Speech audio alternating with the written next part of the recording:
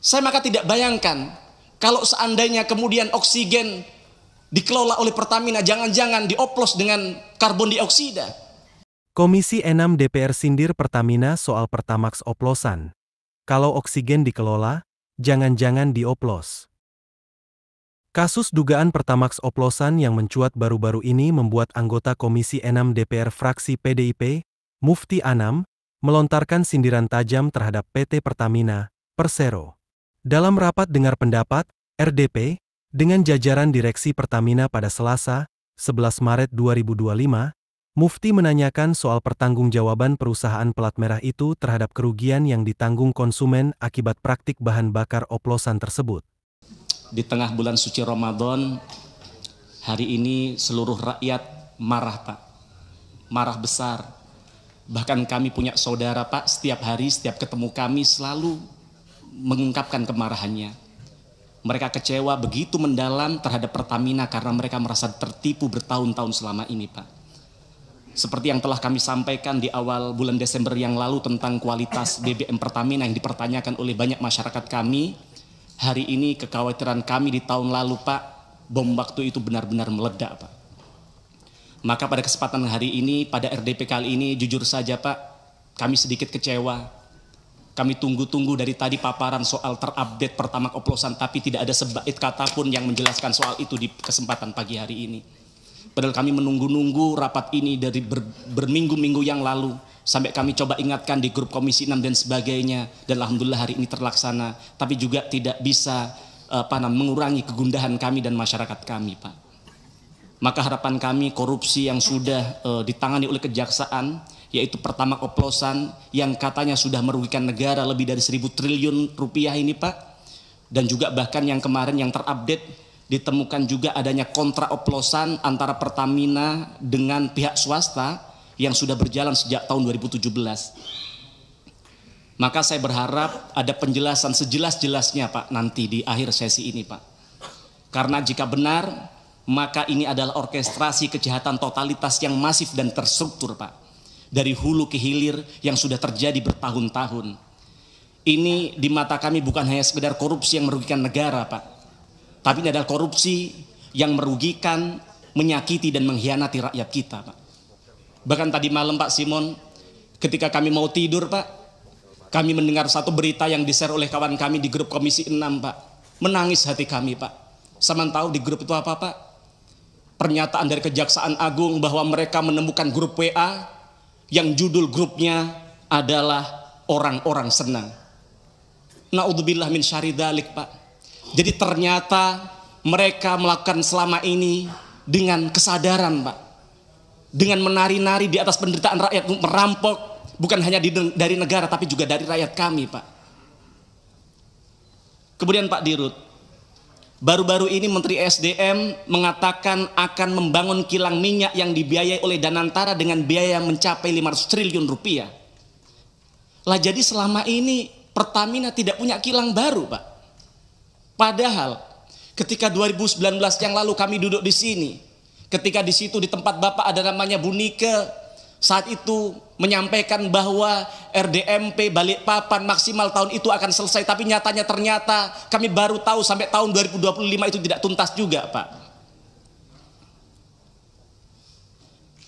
Sedangkan hari ini kebutuhan BBM kita 1,6 juta barel per hari. Padahal targetnya pada tahun 2025 ini sudah bisa memproduksi 2 juta barel, Pak. Artinya kita bukan lagi hanya impor, tapi kita surplus, kita bisa melakukan ekspor BBM. Tapi ternyata semua itu hanya mimpi dan ilusi, Pak. Karena maunya oknum-oknum Pertamina hanya impor dan impor saja, Pak. Jadi saya melihat bahwa sebenarnya Pertamina adalah bagian dari mafia migas, Pak. Karena ternyata mafia migas telah mempengaruhi Pertamina agar menunda-nunda pembangunan kilang, Pak. Di sisi lain juga ada kebobrokan dalam manajemen SDM di Pertamina. Mantan orang dalam Pertamina, mantan orang dalam Petral, entitas mafia yang sudah dibubarkan negara karena tempat sarangnya mafia di dalamnya, malah ternyata dirut Pertamina saat itu, salah satu orang Petral saat itu menjadi dirut Pertamina Patraniaga. Maka tidak heran, maka kemudian namanya Rifa bekerja sama dengan geng mafia melakukan perampokan yang begitu besar terhadap duit negara kalau itu betul terjadi begitu Pak. Kemudian yang kedua Pak, heboh Pertamax oplosan saya rasa tidak cukup dengan hanya meminta maaf lalu seolah-olah dosa-dosa Pertamina selesai, tidak. Lalu bagaimana dengan kerugian konsumen? Apa ada inisiatif dari Pertamina untuk memberikan mengganti kerugian mereka, Pak? Ingat, Pak, mereka beli BBM bukan untuk diminum, Pak, tapi untuk bekerja sehari-hari dari kantor ke rumahnya. Saya maka tidak bayangkan kalau seandainya kemudian oksigen dikelola oleh Pertamina, jangan-jangan dioplos dengan karbon dioksida. Maka manfaatkan My Pertamina untuk bagaimana bisa memberikan ganti rugi kepada rakyat kita, Pak. Dengarkan kata netizen, saya pikir ada benarnya. Gimana untuk mengembalikan integritas Pertamina, mereka ganti gasih Pertamax secara gratis selama setahun misalnya. Tapi itu tidak mungkin. Atau seminggu deh, atau sebulan deh. Atau apa yang bisa Bapak lakukan, yang penting rakyat merasa ada upaya dari Pertamina untuk memberikan perbaikan dan minta maaf kepada rakyat. Ingat, para founding father kita mendirikan Pertamina dengan tetes darah dan keringat. Bagaimana kemudian hari ini dihancurkan oleh internal Pertamina sendiri, yang ini harus dikembalikan oleh Bapak. Kemudian juga kalau kita bicara lingkungan hidup kita, hasil uji lab BBM Pertamina hasilnya di bawah standar, di bawah ketentuan Kementerian LHK. Kandungan sulfur Pertamax ternyata sama dengan Pertalite yang 500 ppm, Pak. Bayangkan, standar Euro 4 saja, RON 92 kandungan sulfurnya harusnya hanya 50 ppm. Belum lagi kalau kita lihat punya tetangga kita Shell hanya 10 ppm, Pak.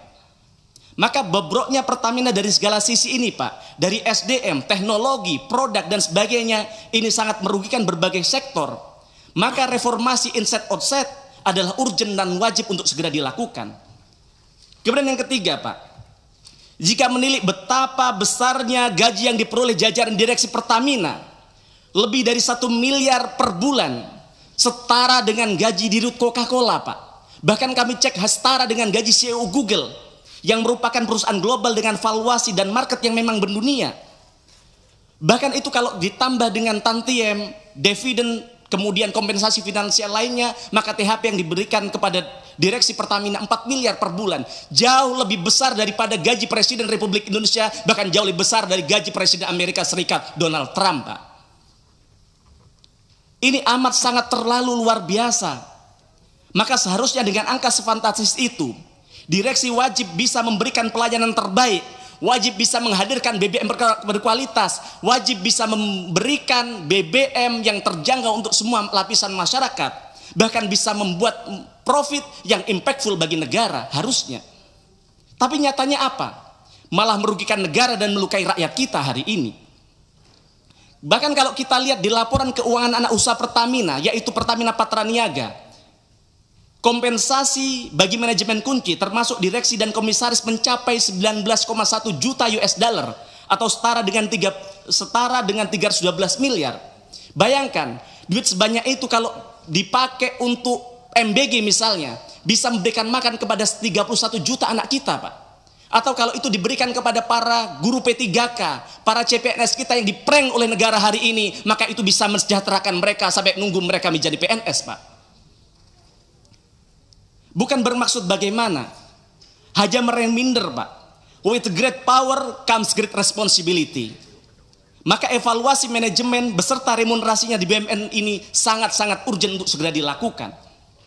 Kemudian yang keempat, Pak Dirut, karena itu saya mengusulkan kepada pimpinan DPR RI, kepada pimpinan Komisi 6, untuk bagaimana segera dibentuk panja BBM Pertamina. Karena jangan berhenti pada pion-pion yang sudah terjerumus ini, Pak. Jangan kemudian ini keluar dari mulut singa masuk ke kandang macan, Pak. Tetapi ini kesempatan untuk membersihkan Pertamina secara menyeluruh. Maka nanti kasihan juga kepada Danantara ketika mereka harus memikul beban berat, karena ternyata Pertamina sebagai BUMN terbesar ternyata boncos dan gembos, Pak. Maka melalui pansus BBM ini kita bisa panggil mantan direksi Pertamina Pak Ahok, yang beliau juga mengkonfirmasi bahwa kalau diundang di tempat ini beliau akan hadir. Kita akan undang mantan komisaris, begitu juga mantan dirut Pertamina Bu Nike, begitu juga mantan dirut-dirut di era ketika dulu Petrol dibubarkan misalnya, Pak. Kita juga bisa memanggil produsen booster ron BBM. Jangan-jangan memang Pertamax adalah Pertalite yang diberikan booster. Maka di kesempatan ini juga saya membantah pernyataan PLT Dirut Pertamina Patraniaga ketika rapat dengan Komisi 12. Beliau menyatakan bahwa tidak ada aditif yang bisa menambah RON. Kenyataannya, Pak PLT, kenyataannya ketika Bapak buka Google, ketika Bapak buka e-commerce, banyak sekali perusahaan yang kredibel, yang menjual aditif, yang menjual booster, yang bahkan menjanjikan bisa menaikkan 5 poin. Misalnya dari RON 90 ke 95 yang jauh lebih besar dari Pertamax begitu. Maka saya sangat yakin masih banyak mafia, koruptor, penjahat lain yang masih bercokol di Pertamina ini. Mereka tinggal menunggu giliran saja untuk duduk pada posisi strategis. Yang artinya Pertamina tidak akan pernah sehat karena di dalam tubuhnya masih tersebar virus-virus yang dorman. Sedang tidur dan menunggu time yang tepat untuk bangun, atau bahkan mereka bangun cuman belum ketahuan, Pak. Maka kami usulkan panja BBM Pertamina untuk segera dilakukan untuk mengusut dari hulu ke hilir, Pak. Untuk melihat siapa saja yang terlibat dalam proses pengoplosan ini, Pak. Maka Bapak harus belajar dari Presiden Georgia. Bagaimana Georgia, Pak? Saat itu adalah negara dengan polisi lalu lintas terkorup di dunia. Bagaimana kemudian dengan keberaniannya pemimpin Georgia mengambil satu sikap dalam semalam mereka memecat hampir seluruh polisi lalu lintasnya yang korup. Dunia kaget. Bahkan rakyatnya sendiri takut, Pak. Takut apa? Takut kemudian ada instabilitas keamanan karena tidak ada polisi lalu lintas lagi. Tapi jangan tahu hari ini Georgia menjadi salah satu negara yang sukses dalam memberantas korupsi. Yang ini harus Bapak lakukan, Pak.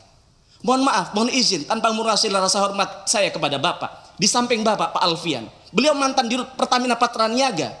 Bapak percaya beliau tidak terlibat? Saya juga tidak percaya. Tapi kalau kita belajar di negara Jepang, terlibat tidak terlibat, harusnya Pak Alfian mengundurkan diri dari direksi Pertamina untuk membuktikan dulu Bapak benar-benar tidak terlibat, baru kemudian kalau mau masuk lagi silahkan.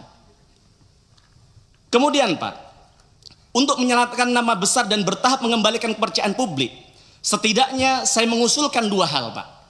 Yang pertama, Pak Dirut, saya mengapresiasi Anda ketika konferensi pers menyatakan permintaan maaf atas kejadian Pertamax oplosan.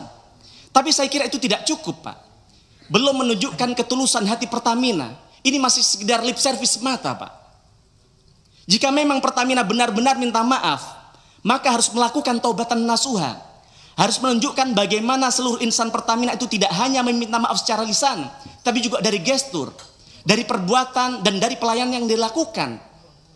Tidak cukup pula hanya mengganteng si bocil anaknya Deddy Corbuzier, Pak. Yang ini justru melecehkan, meremehkan, dan melukai hati rakyat. Juga tidak perlu mengendorse namanya Fitra Eri. Yang untung namanya Fitra Eri punya integritas. Karena dia tidak yakin ini tidak benar-benar terjadi, maka dia tidak mau melakukan. Tidak perlu juga bayar-bayar buzzer, Pak. Daripada anggaran Pertamina untuk bayar buzzer, untuk mengendorse anaknya Deddy Corbuzier, lebih baik uangnya untuk mengembalikan kerugian rakyat yang sudah mereka alami, Pak. Saya melihat perilaku insan Pertamina pasca Dirut minta maaf ya sama saja. Contohnya, itu Bu Korsek Pertamina Patraniaga. Kami menyampaikan sesuatu secara resmi bahwa kami akan melakukan sidak fraksi PDI Perjuangan. Tapi ada balasan dari beliau, tidak ada. Mas Mufti, iya, aspirasi dari teman-teman sudah terlalu panjang. Sudah terlalu panjang ya, siap. Okay. Sebentar, Bu, saya sedikit lagi, tinggal monggo, dituntaskan. Okay, sebentar. Ya, sebentar. Okay. Sampai mana tadi? Nah, jadi maksud kami ada, Pak, harus ada permintaan maaf secara konkret kepada masyarakat. Yang kedua, Pak, tadi Bapak sampaikan bahwa Ramadan sudah dekat, mudik Lebaran sudah dekat, begitu. Maka harapan kami Pertalite jumlah stoknya harus ditambah, karena kita tidak tahu apakah masyarakat kepercayaan terhadap Pertamax sudah pulih. Karena kalau tidak, mereka akan menganggap bahwa Pertamax hanya Pertalite yang tidak antri. Maka jangan sampai kemudian nanti di lapangan mereka rela antri, yang kemudian stok Pertalite akhirnya habis begitu. Kemudian selanjutnya, Pak, saya minta komitmen dari Pak Dirut, berani dan mau tidak untuk input semua pengadaan di e-katalog LKPP, Pak.